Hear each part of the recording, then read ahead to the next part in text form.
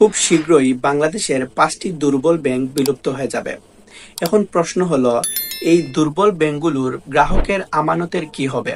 Viewers, বাংলাদেশের ৫টি দুর্বল ব্যাংক খুব শীঘ্রই বিলুপ্ত হয়ে ৫টি সবল ব্যাংকের সাথে একত্রীকরণের মাধ্যমে তাদের ব্যাংকিং কার্যক্রম পরিচালনা করবে। আজকের এই ভিডিওতে আমি কেন্দ্রীয় ব্যাংক অর্থাৎ বাংলাদেশ ব্যাংকের নীতিমালা অনুযায়ী অর্থাৎ এই দুর্বল ব্যাংক যদি গায়েব হয়ে যায়, সবল ৫টি ব্যাংকের সাথে যদি একত্রীকরণের মাধ্যমে তাদের ব্যাংকিং কার্যক্রম পরিচালনা করে, সেক্ষেত্রে গ্রাহকের আমানতের কি হবে, এই আমানত তারা কিভাবে ফিরে পাবে গ্রাহকরা, তা নিয়ে আলোচনা করার চেষ্টা করব। তো চলুন ভিডিওটি শুরু করি। ভিডিওটি শুরু করার আগে আপনারা যারা নতুন দর্শক আছেন তারা অবশ্যই চ্যানেলটি সাবস্ক্রাইব করবেন। Welcome back.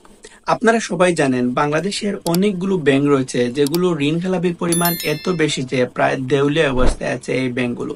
তার মধ্যে ৫টি ব্যাংক খুব শীঘ্রই ৫টি সবল ব্যাংকের সাথে কেন্দ্রীয় ব্যাংক অর্থাৎ বাংলাদেশ ব্যাংকের নীতিমালা অনুযায়ী একত্রীকরণের মাধ্যমে তাদের ব্যাংকিং কার্যক্রম পরিচালনা করবে।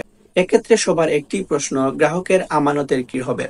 বাংলাদেশ ব্যাংকের নীতিমালা অনুযায়ী আপনারা যারা সাধারণ গ্রাহক আছেন অর্থাৎ এই দুর্বল ব্যাংকগুলোতে বা দেউলিয়াকৃত ব্যাংকগুলোতে আপনারা যারা সাধারণ গ্রাহক আছেন, যাদের সেভিংস অ্যাকাউন্ট আছে, যাদের সেভিংস রিলেটেড অ্যাকাউন্ট আছে, আপনারা আপনাদের টাকা সহজেই এই ব্যাংকগুলো থেকে উইথড্র করতে পারবেন। তবে বিজনেস অ্যাকাউন্ট এবং বড় বড় এফডিআর অ্যাকাউন্ট রয়েছে যাদের এই দুর্বল ব্যাংকগুলোতে, তাদের নিয়ে কেন্দ্রীয় ব্যাংক বা বাংলাদেশ ব্যাংক কোনো রকম নীতিমালা জারি করেনি। এই বিষয়ে মূলত দুর্বল ব্যাংক সবল ব্যাংকের সাথে একীভূত হওয়ার পর দুর্বল ব্যাংক এবং সবল ব্যাংক আলাপ আলোচনা করে গ্রাহকের টাকা কিভাবে ফিরিয়ে দিবে তারা সিদ্ধান্ত নিবে। অর্থাৎ কেন্দ্রীয় ব্যাংকের নীতিমালা অনুযায়ী দুর্বল ব্যাংক সবল ব্যাংকের সাথে একীভূত হওয়ার পর তারা সিদ্ধান্ত নিবে কিভাবে তারা গ্রাহকের টাকাটা অর্থাৎ বড় অঙ্কের টাকাটা বা বিজনেস রিলেটেড যে অ্যাকাউন্টগুলো রয়েছে এই অ্যাকাউন্টগুলোর টাকাটা কিভাবে ফিরিয়ে দিবে, পরবর্তীতে তারা মূলত সিদ্ধান্ত নিবে। তবে আপনাদের যারা সাধারণ অ্যাকাউন্ট রয়েছে অর্থাৎ সেভিংস অ্যাকাউন্ট যাদের রয়েছে, সেভিংস রিলেটেড যাদের অ্যাকাউন্ট রয়েছে, তারা কিন্তু তাদের অ্যাকাউন্টে লেনদেন করতে পারবেন অর্থাৎ আপনাদের অ্যাকাউন্টের টাকা উইথড্র করতে পারবেন।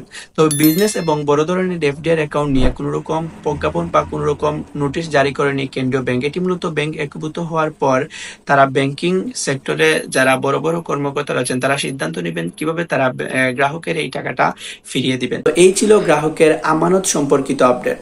পরবর্তীতে কোনো আপডেট আসলে আপনাদের সাথে শেয়ার করার চেষ্টা করব। সবাই ভালো থাকবেন, সুস্থ থাকবেন। আসসালামু আলাইকুম।